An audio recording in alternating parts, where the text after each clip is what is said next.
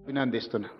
అదేవిధంగా నిన్న మన రాష్ట్రంలో నేను లేను కానీ జరుగుతున్న పరిణామాలను నిశ్చితంగా గమనిస్తూనే ఉన్నాను. ఎక్కడున్నా ఓ కన్నీటి వేస్తూనే ఉంటాం. అక్కడ చదువుకోవడానికి వెళ్ళినప్పుడు నారాయణ గారు అడుగుతున్నారు ఎంతసేపు ఉంటాయి క్లాసులని. ఉదయం 7 నుంచి సాయంత్రం 7 వరకు క్లాసులు జరుగుతూనే ఉంటాయి. అన్ని క్లాసులు అటెండ్ అవుతూనే ఉన్నా.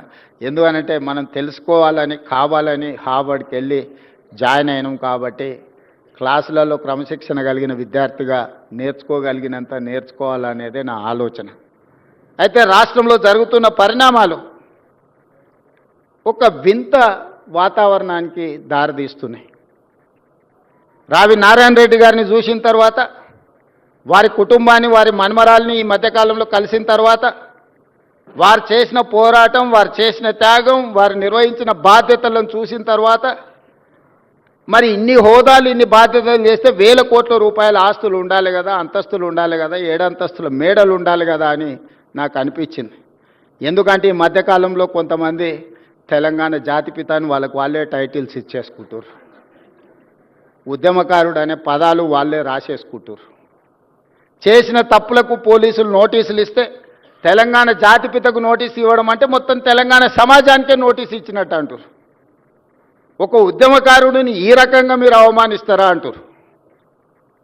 నిజంగానే తెలంగాణ జాతిపితనే అయితే ఆనాటి జాతిపిత దేనికే ఆదర్శంగా నిలబడ్డాడు? ఏదైనా పదవి తీసుకున్నాడా? పోని కుటుంబం కోసం ఏదైనా అడిగిండా? 30 సంవత్సరాలు బ్రిటిషర్స్ మీద కొట్లాడితే కట్టె ఎత్తడానికి కూడా ధైర్యం చాలలే. కానీ స్వతంత్రం వచ్చిన మొదటి సంవత్సరంలోనే కొంతమంది దుర్మార్గుల తుపాకీ తూటాలకు నేల కొరిగిన ఆనాటి జాతిపిత. మరి ఈనాడు జాతిపితగా చెప్పుకునే వాళ్ళు, ఉద్యమకారులని చెప్పుకునే వాళ్ళు, రాజకీయ పార్టీలు ఒక పరిస్థితిలో వైఫల్యం చెందినాయి అనుకున్నప్పుడు అన్ని రాజకీయ పార్టీలు కలిసి ఒక పొలిటికల్ జేఏసీ పెట్టుకొని ఆ జేఏసీకి చైర్మన్గా ప్రొఫెసర్ కోదండరామ్ గారిని పిల్లలకు పాఠాలు చెప్పుకునే పంతులను మనం ముందులో పెట్టుకొని తెలంగాణ రాష్ట్రాన్ని సాధించినాం. వారు ఉద్యమకారుడు కాదా? ఉద్యమాన్ని నడపలేదా? రాజకీయ పార్టీలను అన్నిటిని ఒక తాటి మీదకి తీసుకురాలేదా? కుల సంఘాలను, మత సంఘాలను, చివరికి బిచ్చగాళ్ళ సంఘాన్ని కూడా ఏకం చేయగలిగిన శక్తి, రిక్షా దొక్కుకునే సంఘాలను కూడా ఏకం చేయగలిగిన శక్తి ప్రొఫెసర్ కోదండరామ్ గారు ఆ రోజు బాధ్యత నిర్వహించలేదా?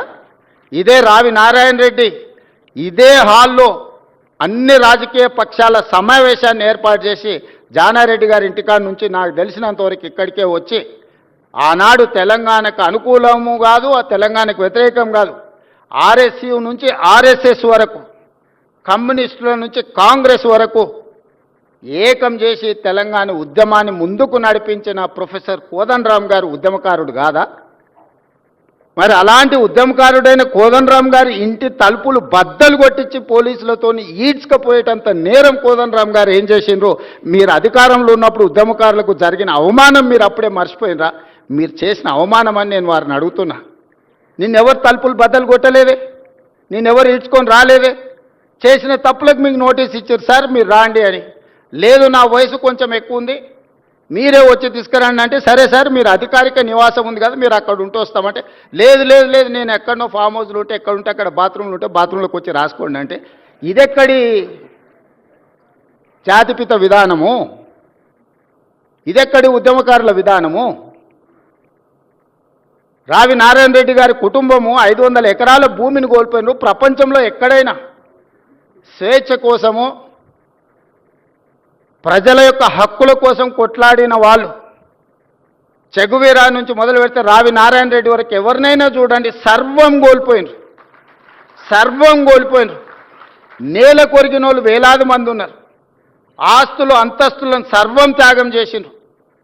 కుటుంబానికి నిల్వ నీడ లేకుండా ఉన్నదంతా ప్రజలకు పంచిచ్చిన వాళ్ళను ఉద్యమకారులు అన్నారు, జాతిపితలు అన్నారు.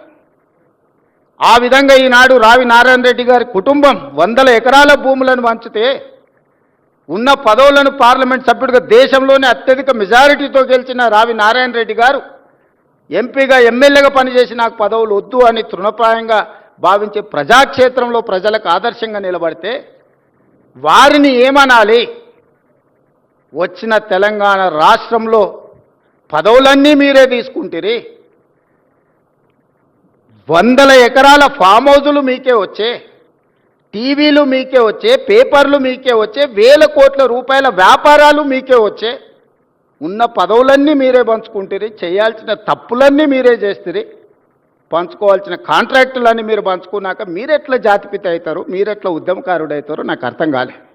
ఒకవేళ మీరే జాతిపిత, మీరే ఉద్యమకారులు అయితే రావి నారాయణ రెడ్డి గారు, ప్రొఫెసర్ కోదండరామ్ గారు సుప్రీంకోర్టు జడ్జిగా జస్టిస్ సుదర్శన్ రెడ్డి గారు తెలంగాణ రాష్ట్ర ఏర్పాటు ప్రక్రియలో అవసరమైతే తన బాధ్యతను కూడా పక్కన పెట్టి ఎవరేమనుకున్నా సరే ఈసారి ప్రజలకు స్వేచ్ఛ రావాల్సిందే, సామాజిక న్యాయం జరగాల్సిందే, సమానమైన అవకాశాలు రావాల్సిందే అని ముందుకొచ్చిన జస్టిస్ సుదర్శన్ రెడ్డి గారు లాంటి వాళ్ళని ఏమనాలి? దయచేసి ప్రజలు తిరస్కరించినప్పుడు అర్థం చేసుకోవాలి.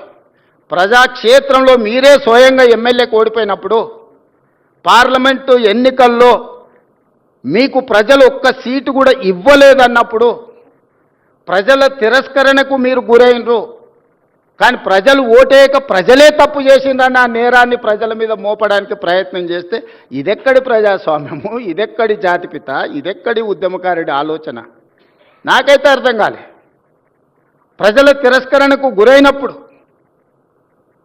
ప్రజాస్వామిక విలువలను గౌరవించే వాళ్ళు ఎవరైనా ఉంటే నేను చేయగలిగిన ప్రయత్నం చేసినా ఇప్పుడు ప్రజలు తిరస్కరించారు కాబట్టి హుందాగా ప్రజాక్షేత్రంలో నుంచి నేను తప్పుకుంటున్నా అని ముందుకొచ్చి ప్రకటిస్తే కొంతైనా మీ గౌరవం నిలబడుతుంది.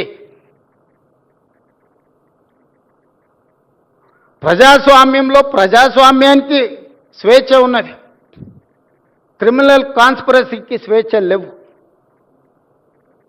డెమోక్రటిక్ ప్రాసెస్లో ప్రజాస్వామిక విలువలు ప్రజలు లేదా ప్రజాప్రతినిధులు స్వేచ్ఛగా ప్రజాస్వామ్య పరిమితికి లోబడి వారి అభిప్రాయాలను వ్యక్తపరచడానికి మాత్రమే స్వేచ్ఛ ఉంది తప్ప నేరాలు చేస్తాం, ఆ నేరాలను మీరు అడగొద్దు, మీరు విచారించొద్దు అనే స్వేచ్ఛ, క్రిమినల్ ఫ్రీడమ్ లేదు అని నేను భావిస్తున్నా.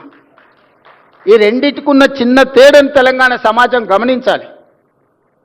అధికారం ఉన్నప్పుడు దాన్ని దుర్వినియోగాన్ని చేసి అధికారాన్ని పదిలం చేసుకోవాలన్న ఆలోచనతోని వేల కోట్ల రూపాయలు, వందల ఎకరాల భూములు అన్ని రకాలుగా సంపాదించుకొని అక్రమ మార్గాలను ఎంచుకున్నప్పుడు విచారణ తప్పదు. ప్రజాస్వామ్యబద్ధంగా డాక్టర్ బాబాసాహెబ్ అంబేద్కర్ గారు ఇచ్చిన రాజ్యాంగమే అది.